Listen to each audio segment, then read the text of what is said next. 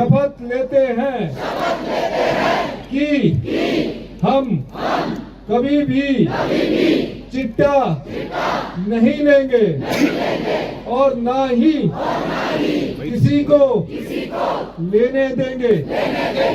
हम अपने परिवार, दोस्तों और समाज को चिट्टे से दूर रहने के लिए प्रेरित करेंगे।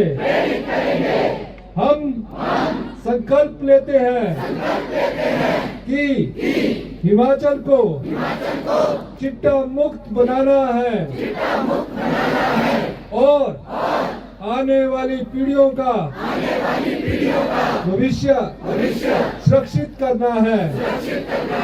हम यह भी शपथ लेते हैं कि अपने पर्यावरण, जल, वायु और हरियाली की रक्षा करेंगे और प्रकृति को नुकसान पहुंचाने वाले हर काम से दूर रहेंगे।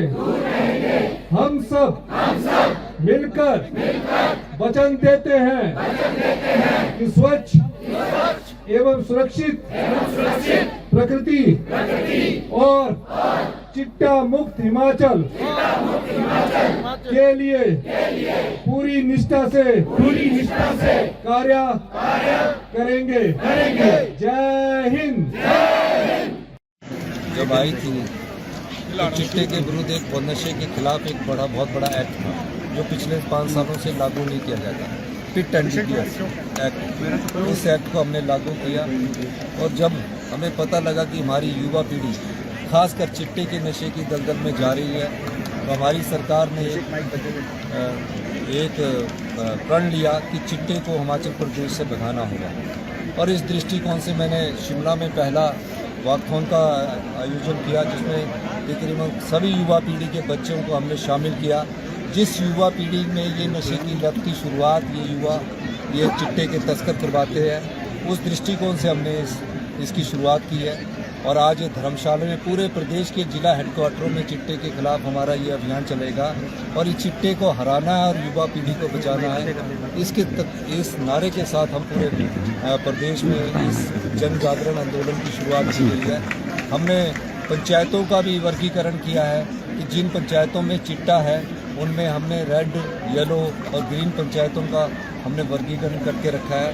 और खासकर युवा पीढ़ी जो हमारे भविष्य के नेता है, भविष्य के डॉक्टर है, भविष्य के इंजीनियर है, और इनको जागरूक करने का दायित्व भी जहाँ एक आम नागरिक होने के नाते मेरा बनता है, वहाँ एक मुख्यमंत्री होने के नाते भी मेरा ये दायित्व सरकार में बनता है।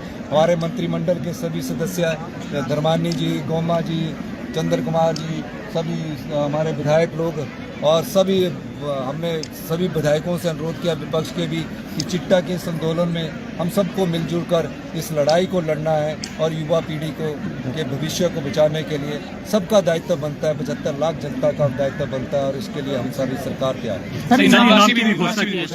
2 ग्राम चिट्टे वाले से लेकर 5 ग्राम चिट्टे वाले को 10,000 रुपये की राशि दी गई है, इनाम की घोषणा की गई है। और ये इनाम राशि नहीं है, मैं एक चीज़ और कहना चाहता हूँ, जो भी सरकारी कर्मचारी चिट्टे के काम में इन्वॉल्व थे, हमारी सरकार आने वाले समय में देखेगी, उनके खिलाफ सख्त एक्शन लेगी। और जो उन्होंने चिट्टे के धन से युवाओं के भविष्य को खराब करके जो धन कमाया है, उनकी संपत्ति को पिट एंड डीपीएस एक्ट लागू होने के बाद जब्त किया गया है। और जो इसके रेगुलर ऑफेंडर है उनको हमने जेल की सलाखों के पीछे भेजा है। मैं पुलिस कर्मचारी, प्रशासनिक अधिकारियों का भी बहुत बहुत धन्यवाद करना चाहता हूँ, डीजीपी, चीफ सेक्रेटरी साहब और हमारे सारे मंत्रिमंडल के सदस्य विधायकों का, कि हमने इस आंदोलन को जन आंदोलन के रूप में बनाने का प्रयास किया है। और शिमला के बाद अब हमारा धर्मशाला और मंडी, बिलासपुर सब जगह मैं जाऊंगा और इस चिट्टे के जन जागरण अभियान में युवाओं को हम जागरूक करेंगे। उसके बाद सभी विधानसभा क्षेत्रों में हमारे जो विधायक हैं वो चिट्टे के वॉकथॉन में एसडीएम लेवल पर किया जाएगा। स्पेशल पंचायत इसके लिए बुलाई जाएगी और स्पेशल पंचायत में एक बोर्ड लगाया जाएगा जो चिट्टा में फंसे युवा है उनको पुनर्वास किया जाएगा। कई माँ बाप परेशान हैं, वो डर के मारे बताते नहीं हैं। तो ये नहीं है कि उन्हें सजा देनी है, उन्हें दोबारा समाज के में लाने का दायित्व भी हमारा है। और हम एक बहुत बड़ा चिट्टा छुड़ाने के लिए कोटला बड़ोग में 150 बीघे में एक हम संस्थान बनाने जा रहे हैं, क्योंकि युवा पीढ़ी को बचाने का दायित्व हमारा है। सर, चिट्टा तस्करों के खिलाफ कानून और सख्त किए जाएंगे। देखिए, अभी तो मैंने सूचना देने वालों को 112 कानून के तहत सूचना देनी पड़ेगी। जो भी आप भी पत्रकार बंधु भी सहयोग करना, आपको ज्यादा पता होता है, आप न्यूज लगाते हैं और बताते नहीं हैं। 112 के तहत हेल्पलाइन में आपने सूचना देनी है, आपको भी प्राइज मिलेगी। और मैं आपको ये कहना चाहता हूँ, प्राइज के अलावा हमारा जगाई से बढ़कर एक दायित्व है समाज के प्रति। जिस समाज ने हमको दिया, उस समाज को हमको देना भी है। यही नहीं सोचना कि मुझे अपने लिए सोचना है, हमें उस समाज को देना चाहिए कि इसी समाज से हम राजनीति में आए, इसी समाज से हम शिक्षा ग्रहण की, यहीं से हम पढ़कर आगे बढ़े और यहीं से पढ़कर हम जब मुख्यमंत्री की कुर्सी पर पहुंचे हैं तो ये दर्द और पीड़ा हमारे मन में समाज के प्रति है और हम समाज को देने के लिए आए हैं। समाज ने हमें बहुत कुछ दिया है।